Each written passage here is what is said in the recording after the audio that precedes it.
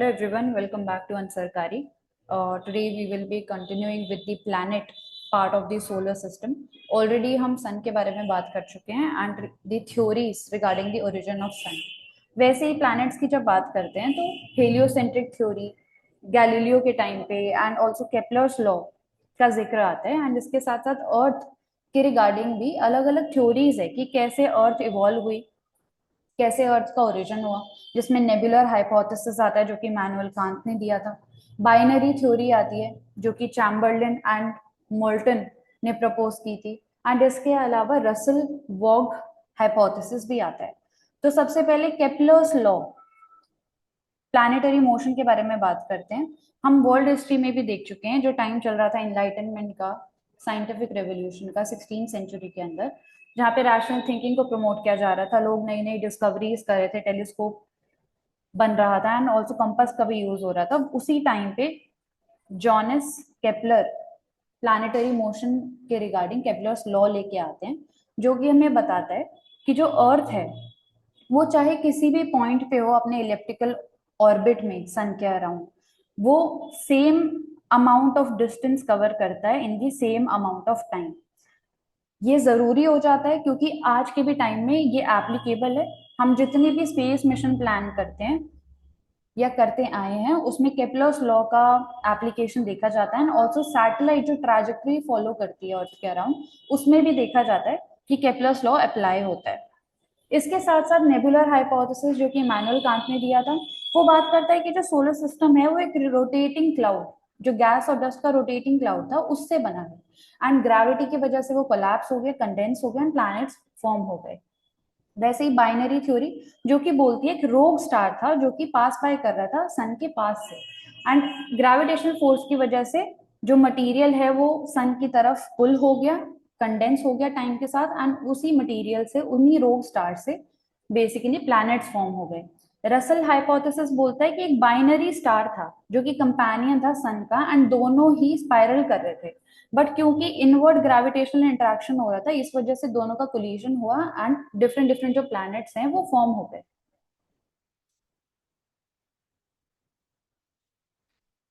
इसके बाद next concept आता है, ये कुछ इंपॉर्टेंट थ्योरीज हैं regarding the origin of planets, जिसमें heliocentric theory, nebular hypothesis, binary theory and Russell hypothesis आता है। वैसे ही रिवाइज्ड नेबुलर हाइपोथेसिस भी है जो कि ओटो स्किमिस्ट एंड कार्ल वेस कास्कर ने दिया था एंड वो ये बोलते हैं कि जो नेबुला है, जो क्लाउड है, सोलर नेबुला है जो कि सन के अराउंड है, वो रोटेट कर रहा है एंड उसी के अंदर फ्रिक्शन क्रिएट हो रहा है एंड उसी के अंदर ग्रेविटी की वजह से कोलिजन हो रहा है। उस कोलिजन और फ्रिक्शन की वजह से एक डिस्क लाइक स्ट्रक्चर फॉर्म हो रहा है जो कि गैस और डस्ट पार्टिकल से बना हुआ है एंड क्योंकि वो एक्सेलरेट किए जा रहा है डिस्क, इस वजह से उस डिस्क मटेरियल में से, डिस्क पार्टिकल्स में से ही प्लैनेट फॉर्म हो जाते हैं। एंड सबसे वाइडली एक्सेप्टेड थ्योरी की अगर बात करते हैं तो वो बिग बैंग थ्योरी है जो कि बोलती है कि यूनिवर्स यूनिटी से स्टार्ट हुआ एंड जो स्टार्स और गैस क्लाउड्स है वो बनने स्टार्ट हुए, कंडेंस हुए एंड प्लैनेट्स और सोलर सिस्टम भी हमारा फॉर्म हुआ। इसके अलावा प्लैनेटेसिमल थ्योरी भी है जो कि बोलती है कि छोटे और सॉलिड बॉडीज थी उनके बीच में कोलिजन हुआ जिनको प्लैनेटेसिमल बोलते हैं एंड उन्हीं से ही फिर धीरे धीरे प्लैनेट्स फॉर्म हो गए। इसके बाद अर्थ की बात, केपलर्स लॉ इंपॉर्टेंट है। इसके अलावा पेरीहीलियन एंड एपीहीलियन। पेरीहीलियन मतलब अर्थ जब ऑर्बिट कर रही होती है सन को तो सबसे क्लोजेस्ट जिस पॉइंट पे होती है उसको पेरीहीलियन बोलते हैं, सबसे फारदेस्ट पॉइंट को एपीहीलियन बोलते हैं। इसी की वजह से एंड इसके साथ साथ अर्थ का जो टिल्ट है वो भी एक मेजर रोल प्ले करता है जब अर्थ सन के अराउंड रिवॉल्व कर रही होती है। यहाँ पे सीजनल डिफरेंसेस हमें देखने को मिलते हैं, कितना अमाउंट ऑफ इंसोलेशन जो अर्थ है northern hemisphere and southern hemisphere receive करेगा, उससे टेम्परेचर डिसाइड होता है एंड ऑल्सो सीजनल वेरिएशन हमें देखने को मिलता है। जैसे कि जब विंटर सॉल्स्टिस होता है, जब दिसंबर का टाइम होता है, जनवरी का टाइम होता है, तो अर्थ जो है वो सबसे क्लोजेस्ट पॉइंट पे होती है सन के, बट उसके बाद भी हम देखते हैं कि उस टाइम पे विंटर्स होती है इन दी नॉर्दर्न हेमिस्फेयर। वो होती है टिल्ट की वजह से, जो टिल्ट अर्थ का है उसकी वजह से जो नॉर्दर्न हेमिस्फेयर है वो ऑपोजिट डायरेक्शन में चला जाता है फ्रॉम दी सन एंड जो साउदर्न हेमिस्फेयर है उधर हमें समर देखने को मिलती है। उसी की वजह से जब जून जुलाई का मंथ आता है तो नॉर्दर्न हेमिस्फेयर का जो टिल्ट है वो सन के टूवर्ड्स होता है, जबकि एपिहीलियन पॉइंट पे है, मतलब सबसे दूर है सन के, बट उसके बाद भी यहाँ पे सनलाइट आती है एंड नॉर्दर्न हेमिस्फेयर में हमें समर देखने को मिलती है। इसी की वजह से स्प्रिंग और फॉल जैसे सीजन्स भी हमें देखने को मिलते हैं। तो ये पूरी साइकिल होती है, एक्सियल टिल्ट है जिसकी वजह से सीजन्स पे इम्पैक्ट आता है, एंड एपिलियन एंड पेरिहिलियन जो पॉइंट है उसकी वजह से डिफरेंट डिफरेंट सीजन चेंज होते हैं। तो चार बेसिकली सीजन है एंड ये उसके रीजन होते हैं। इसके बाद कॉन्सेप्ट आता है डिफरेंट प्लैनेट्स का। प्लैनेट्स को भी हम दो कैटेगरी में डिवाइड करते हैं, एक तो इनर प्लैनेट और एक आउटर प्लैनेट। इनर प्लैनेट में मर्करी, वीनस, अर्थ और मार्स आ जाता है। फिर मार्स और जुपिटर के बीच में एक एस्ट्रॉइड बेल्ट है जो कि प्रेजेंट होती है। इसके अलावा जो गैशियस प्लैनेट होते हैं, Jupiter, Saturn, Uranus and Neptune, इनको हम आउटर प्लैनेट बोलते हैं। यहीं पे अर्थ आता है एंड मून आता है। मून को लेके भी डिफरेंट डिफरेंट हाइपोथेसिस हैं, थ्योरीज हैं कि कैसे मून का ओरिजिन हुआ। उसमें एक जायंट इम्पैक्ट हाइपोथेसिस आता है जिसमें बोलते हैं थिया नेम का एक बॉडी थी जिसका साइज मार्स के जितना था, एंड उसका कोलिजन हो गया अर्थ के साथ, जिसकी वजह से डेब्रिस क्रिएट हुआ कोलिजन की वजह से, एंड एक अलग ऑब्जेक्ट फॉर्म हुआ जो जिसको हम अभी मून बोलते हैं। इसके अलावा एक फ्यूजन थ्योरी है। फ्यूजन थ्योरी ये बोलती है कि जो मून है वो अर्थ के अंदर से ही ओरिजिनेट हुआ है, क्योंकि सेंट्रीफ्यूगल फोर्स लगता रहता है। मतलब एक फोकस पॉइंट है एंड फोकस पॉइंट से आउटवर्ड डायरेक्शन में फोर्स लग रहा है जो कि उसको दूसरी ऑपोजिट डायरेक्शन में पुल कर रहा है। तो वो फोर्स लगने की वजह से शायद जो मून है वो अर्थ के पार्ट में से ही निकल के फॉर्म हो गया, एंड क्योंकि अर्थ का ग्रेविटेशनल फोर्स है इसलिए वो अर्थ के अराउंड मूव करता रहता है। तो ये दो थ्योरीज हैं जो कि मून के बारे में बात करती हैं, जाइंट इम्पैक्ट हाइपोथेसिस और फ्यूजन थ्योरी। इसके अलावा डिफरेंट प्लैनेट्स की जब हम बात करते हैं, इसके अलावा जब प्लैनेट्स की बात करते हैं तो मरकरी है, मरकरी के बाद वीनस है। वीनस जिसको जिसको हम हॉटेस्ट प्लैनेट भी बोलते हैं। ऐसा क्यों? मरकरी सबसे पास है बट तब भी वीनस हॉटेस्ट कंसिडर किया जाता है क्योंकि उसके एटमॉस्फेयर में कार्बन डाइऑक्साइड बहुत ज्यादा है and green house gas effect की वजह से उसका टेम्परेचर ज्यादा है। इसके साथ साथ सल्फ्यूरिक एसिड से बने हुए क्लाउड्स भी वहां पे प्रेजेंट है जिनका एल्बीडो रेट हाई होता है एंड सरफेस पे एक्सट्रीम कंडीशंस वो फॉर्म कर लेते हैं। इसके बाद मार्स आता है। इसके बाद मार्स आता है। मार्स में हम बोलते हैं मार्स इंपॉर्टेंट हो जाता है उसके आयरन ऑक्साइड रिच, जो रेड उसका अपीयरेंस है वो इसीलिए क्योंकि उसके सरफेस पे आयरन ऑक्साइड जो कि रस्टिंग जिसको बोलते हैं वो प्रेजेंट होते हैं। इसकी वजह से उसका रेड कलर देखने को मिलता है। एटमॉस्फेयर में सबसे ज्यादा कार्बन डाइऑक्साइड है उसमें एंड बहुत ज्यादा टेम्परेचर वेरिएशन होता है। वहां पे डे एंड नाइट के टेम्परेचर में इतना ज्यादा वेरिएशन होता है कि हमें जो मार्स की क्रस्ट है उसके अंदर भी श्रिंकिंग और एक्सपेंशन देखने को मिलता है जो कि कनेक्टेड है वॉल्केनो के कॉन्सेप्ट से जो हम अभी देखेंगे। वहां पे सबसे बड़ा वॉल्केनो सोलर सिस्टम का प्रेजेंट है जिसको हम ओलंपस मॉन्स बोलते हैं। लार्जेस्ट वॉल्केनो है सोलर सिस्टम का एंड एक डिफरेंट टाइप ऑफ वॉल्केनिज्म हमें वहां पे देखने को मिलता है। उसके बाद जुपिटर आता है। जुपिटर फेमस है for its high pressure anti cyclonic system जो कि जुपिटर के एटमॉस्फेयर में देखने को मिलता है, हम ऑब्जर्व भी करते हैं उसको। एंड मैग्नेटिक फील्ड बहुत ज्यादा स्ट्रॉन्ग है। डिफरेंट डिफरेंट मून्स जुपिटर के हैं जिसमें एक आईओ मून है जो कि वॉल्केनिकली एक्टिव है, वहां पे भी एक डिफरेंट टाइप ऑफ वॉल्केनिज्म हमें देखने को मिलता है। फिर सैटर्न आता है। सैटर्न में भी ऑक्सीजन से बनी ऑक्सीजन प्रेजेंट है। इसके साथ साथ जो रिंग है सैटर्न की वो आइस और डस्ट पार्टिकल से बनी हुई है। इसके अलावा एक वाइट ग्रेट स्पॉट है जो कि एक काइंड ऑफ स्टॉर्म है जो कि पीरियोडिक साइकिल में बनते रहता है, एक्सट्रीम पॉइंट पे जाता है एंड देन वापस कम होते रहता है। एंड रिंग रेन देखने को मिलती है सैटर्न के अराउंड। जो सैटर्न की रिंग फॉर्म हुई हुई है वो धीरे धीरे बोला जा रहा है कि प्लैनेट के इनवर्ड डायरेक्शन में पुल होती जा रही है क्योंकि सैटर्न का जो ग्रेविटेशनल फोर्स है और मैग्नेटिक फील्ड इंटरेक्शन हो रहा है। इंपॉर्टेंट सैटर्न को लेके कुछ कुछ मिशन भी है जिसमें कैसिनी हाइगन मिशन है, वॉयजर है, पायनर 11 है जो कि सैटर्न की रिंग और सैटर्न का जो एटमॉस्फेयर है उसको स्टडी करने के लिए हमें हेल्प करेगा। इसके अलावा इंपॉर्टेंट फैक्ट आ जाता है कि जो सैटर्न है, सैटर्न की एज 4 बिलियन ईयर बोलते हैं हम, बट जो रिंग की एज है वो 100 मिलियन ईयर्स ओल्ड है, मतलब रिंग जो है वो बाद में फॉर्मेशन हुआ। तो हो सकता है कि कोई रॉकी सरफेस या रॉकी ऑब्जेक्ट जा रहा होगा, क्योंकि सैटर्न का ग्रेविटेशनल फोर्स है, उसकी वजह से उसने अट्रैक्ट कर लिया होगा, एंड धीरे धीरे करके इसी तरीके से ये रिंग फॉर्म हो गई सैटर्न के अराउंड। एंड साथ साथ साथ में स्टडीज ये भी सजेस्ट करती हैं कि अभी जो रिंग फॉर्म हो रखी है ऑलरेडी, ये भी डिग्रेड हो रही है धीरे धीरे, प्लैनेट की इनवर्ड डायरेक्शन में पुल होती जा रही है। फिर अर्थ एंड मून, अर्थ और मून की हम बात करेंगे, एंड मून से रिलेटेड चंद्रयान मिशन की बात करेंगे। यूरेनस आता है, यूरेनस में जो यूरेनस और नेपट्यून है, दोनों का कलर ब्लू है, दोनों का अलग अलग कलर शेड देखा जाता है ब्लू का। हाइड्रोजन और हीलियम से ज्यादातर बने हैं, इसके अलावा मीथेन के क्लाउड भी यहाँ पे देखने को मिलते हैं। एंड इसको रेट्रोग्रेड प्लैनेट बोलते हैं, क्योंकि बाकी सारे प्लैनेट्स और सन की जब हम बात करते हैं तो एंटी क्लॉकवाइज डायरेक्शन में वो रोटेट करते हैं, बट जो यूरेनस है वो क्लॉकवाइज डायरेक्शन में रोटेट करता है, इसलिए इसको रेट्रोग्रेड प्लैनेट बोलते हैं। एंड नेपट्यून की भी जब बात करते हैं तो उधर भी हमें तीन ही गैसेस देखने को मिलती हैं जो कि यूरेनस में मिलती है, दैट इज हाइड्रोजन, हीलियम और मीथेन साथ में। इसके अलावा इसका इंपॉर्टेंट मून है नेपट्यून का, जिसको ट्रिटन बोलते हैं, एंड जो ट्रिटन मून है इसको भी रेट्रोग्रेड बोलते हैं, क्योंकि नेपट्यून से ऑपोजिट डायरेक्शन में ये मूव करता है। एंड नेपट्यून के बाद इंपॉर्टेंट बेल्ट आ जाती है, जिसमें डिफरेंट टाइप्स ऑफ ऑब्जेक्ट्स हमें देखने को मिलते हैं, जिसको कुइपर बेल्ट बोलते हैं हम। और कुछ कुछ मिशन भी हैं नासा के जो कि नेपट्यून और बियॉन्ड जाने की बात करते हैं, वहां की कंडीशंस को स्टडी करने के लिए, जिसमें वॉयेजर 2 आ जाता है इंपॉर्टेंट।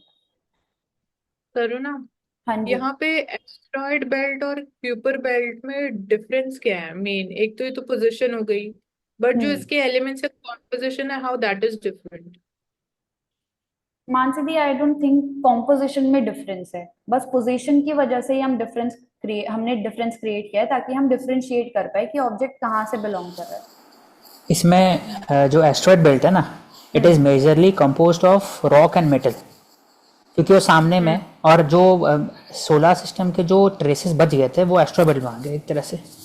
और जो क्यूपर बेल्ट है, it is made of a mostly frozen volatiles, for example ammonia, water vapour, ice, तो ऐसे करके। और ओके। थोड़ा रॉक मेटल बाकी सब भी है, लेकिन डिफरेंट है थोड़ा, बोल सकते हैं इसमें। हम्म। ठीक है, थैंक यू। और एक और ऐड करना कि मरकरी जो है तो टेम्परेचर है, it is less than Venus. Hmm. ऐसा क्यों? क्योंकि मरकरी के पास बहुत थिन एटमोसफेयर है, तो जो भी it absorbs the radiation, it radiate back to the solar system. लेकिन वीनस के पास नहीं है, कि वीनस के पास CO2 ऐसे बताया आपने। हाँ, तो ग्रीन हाउस गैस इफेक्ट देखने को मिलता है। सो मून से रिलेटेड भी दो थ्योरीज, जायंट इम्पैक्ट हाइपोथेसिस और फ्यूजन थ्योरी। इसके अलावा इंपॉर्टेंट मिशंस हैं जो कि ल्यूनर सरफेस को स्टडी करने के लिए किए गए हैं नासा के। इंडिया से पहले नासा के अपोलो मिशन देखने को मिलते हैं, सोवियत यूनियन का ल्यूना मिशन है, चाइना के भी मिशन है, एंड चंद्रयान मिशन है बाय इसरो। तो चंद्रयान 1, 2 एंड 3। चंद्रयान 1 की अगर ऑब्जेक्टिव में सबसे पहले बात करें तो मेजर फाइंडिंग यही थी कि वहां पे प्रेजेंस ऑफ वाटर मॉलिक्यूल हमें देखने को मिला ऑन द ल्यूनर सरफेस। हमारा एम था कि हम सॉफ्ट लैंडिंग करें, बट चंद्रयान 2 में हम सॉफ्ट लैंडिंग नहीं कर पाए थे विक्रम लैंडर के द्वारा, जो कि हमने चंद्रयान 3 में फाइनली अकम्प्लिश किया था। सो हाइड्रोजन वाटर मॉलिक्यूल की डिस्कवरी, इसके साथ साथ इंपॉर्टेंट मिनरल जैसे मैग्नीशियम, सिलिकॉन, एल्यूमिनियम, इनका आइडेंटिफिकेशन किया था हमने चंद्रयान 2 मिशन के टाइम पे। चंद्रयान 1 का जो ऑर्बिटर है वो अभी भी बोलते हैं कि वो ऑर्बिट कर रहे हैं, एंड वहां से हमने HD इमेजेस भी निकाली हैं।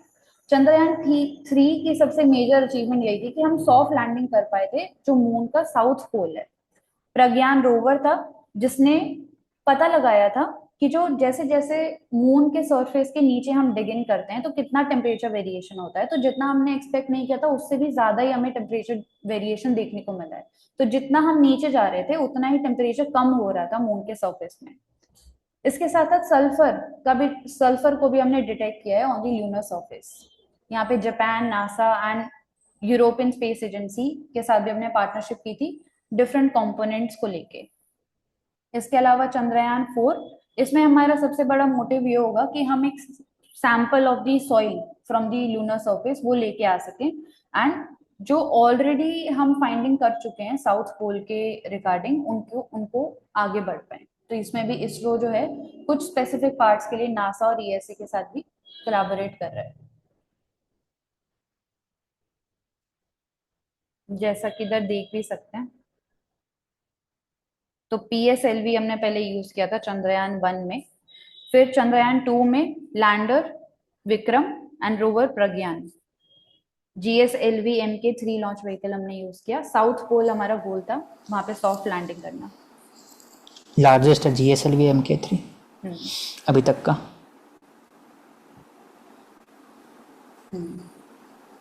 लैंडर रोवर होके लैंडर लैंड करने वाला, इसके अंदर से रोवर निकलता है।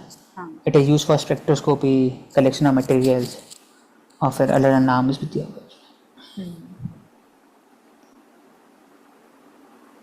इसके बाद एक इम्पॉर्टेंट कॉन्सेप्ट आ जाता है पायरोक्लास्टिक फ्लोज को लेके। जैसा कि हमने देखा था कि जो वॉल्केनिज्म है वो सिर्फ अर्थ पे ही नहीं होता, दूसरे प्लैनेट्स पे भी होता है और उन प्लैनेट्स के मून पे भी होता है। बट किस फॉर्म में वॉल्केनिज्म अकर कर रहा है वो डिफरेंट होता है, क्योंकि जो रॉकी प्लैनेट्स हैं जैसे कि मर्करी, वीनस, अर्थ और मार्स, वहां पे हमारे पास रॉक्स प्रेजेंट है, बेसाल्टिक रॉक प्रेजेंट है। इसीलिए अर्थ और जो रॉकी प्लैनेट्स होते हैं वहां पे जो वॉल्केनिज्म है वो हमें सिलिकेट फॉर्म में देखने को मिलता है। मतलब जो वॉल्केनो के इरप्शन के बाद लावा निकल रहा है वो बेसाल्ट से बना होता है, जो कि एक टाइप ऑफ रॉक होती है। तो जब इरप्ट हो चुका होता है वॉल्केनो एंड जो फ्लो निकल रहा होता है जिसमें गैसेस भी निकलती हैं, साथ में वॉल्केनिक एश भी प्रोड्यूस होता है एंड लावा भी प्रोड्यूस होता है, जिससे जिसके फर्दर सॉलिडिफिकेशन से वॉल्केनिक रॉक्स भी बनते हैं। उसी पूरे कॉन्सेप्ट को हम पायरोक्लास्टिक फ्लोज बोलते हैं। बट यहाँ पे इंपॉर्टेंट ये हो जाता है कि ये सिर्फ अर्थ पे नहीं बल्कि दूसरे प्लैनेट्स पे भी होता है।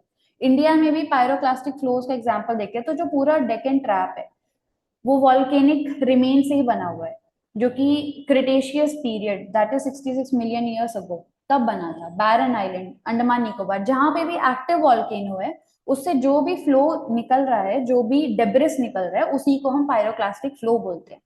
धोलावीरा में भी इनफैक्ट बात की जाती है कि पहले के टाइम पे शायद वहां पे वॉल्केनो एग्जिस्ट करता था क्योंकि हमें डिपॉजिट मिले हैं ऑफ पायरोक्लास्टिक फ्लोस।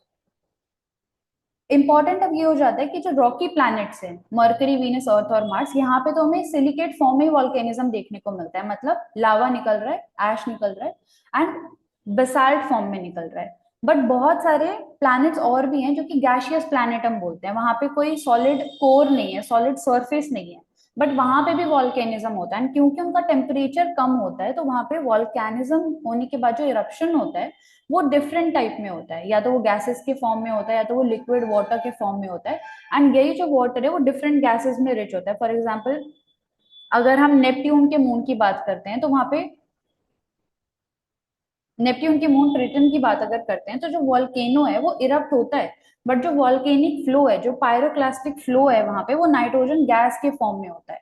एंड क्योंकि जो मून है उसका टाइडल फोर्स इतना ज्यादा स्ट्रांग है तो वो गीजर्स का फॉर्म ले लेता है। जो शेप वो बनाता है, जो स्ट्रक्चर वो नाइट्रोजन गैस बनाती है, वो देखने में हमें गीजर जैसा लगता है, जो कि अर्थ के ऊपर फिनोमेना होता भी है, जो हीट निकलती है सरफेस के अंदर से। बट वैसे ही सैटर्न के मून की जब हम टाइटन की बात करते हैं तो वहां पे जो वॉल्केनिक इरप्शन होता है वो वाटर के फॉर्म में होता है, लिक्विड फॉर्म में होता है, जो कि मीथेन में रिच होता है। तो ये वॉल्केनिज्म तो हो रहा है बट गैशियस प्लैनेट्स में हमें डिफरेंट टाइप में फ्लो देखने को मिलता है, जो पायरोक्लास्टिक फ्लो है। इसलिए इसको क्रायो वॉल्केनिज्म बोलते हैं, क्योंकि टेम्परेचर वहां पे इतना कम है। वॉल्केनिज्म सेम कॉन्सेप्ट लगता है ओलंपस मॉन्स, जो कि मार्स के ऊपर भी लोकेटेड है। वहां पे भी हमें ये देखने को मिलता है कि सबसे बड़ा वॉल्केनो है सोलर सिस्टम का, बट उसके बाद भी हम बोलते हैं कि जो मार्स का क्रस्ट है वो स्टैटिक है, मतलब वो उतना मूव नहीं कर रहा है। बट हम ये भी बोलते हैं कि मार्स क्वेक्स भी होते हैं, मतलब सिस्मिक एक्टिविटी वहां पे होती है। तो पूरा कॉन्सेप्ट वर्क कैसे करता है, तो वॉल्केनिज्म हो रहा है बट एक डिफरेंट टाइप में वॉल्केनिज्म हो रहा है, क्योंकि मार्स की जो क्रस्ट है वो उतनी ज्यादा मूव नहीं कर रही है, बट थोड़ा बहुत लोकल प्रेशर लगने की वजह से एंड ऑल्सो जो टेम्परेचर में फ्लक्चुएशन होता है दिन और रात, जो थर्मल स्ट्रेस क्रिएट हो रहा है, थर्मल प्रेशर क्रिएट हो रहा है क्रस्ट पे, उसकी वजह से थोड़ा बहुत अमाउंट में लावा जो है वो फ्लो करता रहता है। एंड वहीं पे सेम स्पॉट पे बहुत लंबे सालों के लिए वो जो वॉल्केनो है वो ग्रो होता रहता है। यही एक रीजन भी है कि ओलंपस मॉन्स पूरे सोलर सिस्टम में सबसे बड़ा सबसे लार्जेस्ट वॉल्केनो है, क्योंकि जो मार्स की क्रस्ट है वो स्टैटिक है, वो मूव ही नहीं कर रही है, तो उस सेम स्पॉट पे ही वो वॉल्केनो ग्रो करते जा रहा है, उसकी जो पोजीशन है वो मूव नहीं कर रही है। एंड मार्स क्वेक के फिनोमेना को हाईलाइट करने में इंपॉर्टेंट रोल आ जाता है नासा के मिशन इनसाइट का। तो इनसाइट मिशन मार्स क्वेक के लिए इंपॉर्टेंट हो जाता है। एंड मार्स क्वेक, क्योंकि हमने बोला कि जो मार्स की क्रस्ट है वो स्टैटिक है, बट फिर भी वहां पे सेस्मिक एक्टिविटी होती है, बट वो अर्थ के जैसे नहीं होती है, क्रस्ट के मूवमेंट की वजह से नहीं हो रही है, वो होती है जो टेम्परेचर फ्लक्चुएशन है उसकी वजह से। टेम्परेचर फ्लक्चुएशन की वजह से जो क्रस्ट है वो एक्सपैंड करती है और कॉन्ट्रैक्ट करती है, क्योंकि उस पर थर्मल प्रेशर लग रहा है पूरे टाइम। इसके साथ साथ हो सकता है कि किसी मीटियोराइट का असर हो, या फिर लोकल लेवल पे कोई प्रेशर में चेंजेस आ रहा हो, उसी प्रेशर की वजह से छोटे छोटे अमाउंट में मैग्मा जो है वो मूव करता रहता है। सो क्रायो वॉल्केनिज्म गैशियस प्लैनेट में होता है, एंड जो नॉर्मल सिलिकेट वॉल्केनिज्म है वो अर्थ पे भी देखने को मिलता है, एंड वही मार्स में भी देखने को मिलता है, जो भी रॉकी प्लैनेट्स हैं उधर देखने को मिलता है। तो ये एक बेसिक डिफरेंस है दो टर्म्स में, पायरोक्लास्टिक फ्लो जो कि नॉर्मल वॉल्केनिज्म से रिलेटेड है, एंड क्रायो वॉल्केनिज्म जो कि गैशियस प्लैनेट में होता है, जहाँ पे कोई भी solid surface, solid core present ही नहीं है। तो ये कुछ इंपॉर्टेंट कॉन्सेप्ट थे regarding all the planets in our solar system. इसके साथ साथ मून एंड ऑल्सो अर्थ, जो डिफरेंट थ्योरीज हैं उनके ओरिजिन और रेवोल्यूशन से रिलेटेड, इंपॉर्टेंट चंद्रयान मिशन की फाइंडिंग्स, उनके ऑब्जेक्टिव। इसके अलावा एक अलग concept that is cryovolcanism. Also, to get a detailed overview of the above covered topics, you must revisit our GS1 geography playlist. Thank you so much everyone for joining Ansarkari.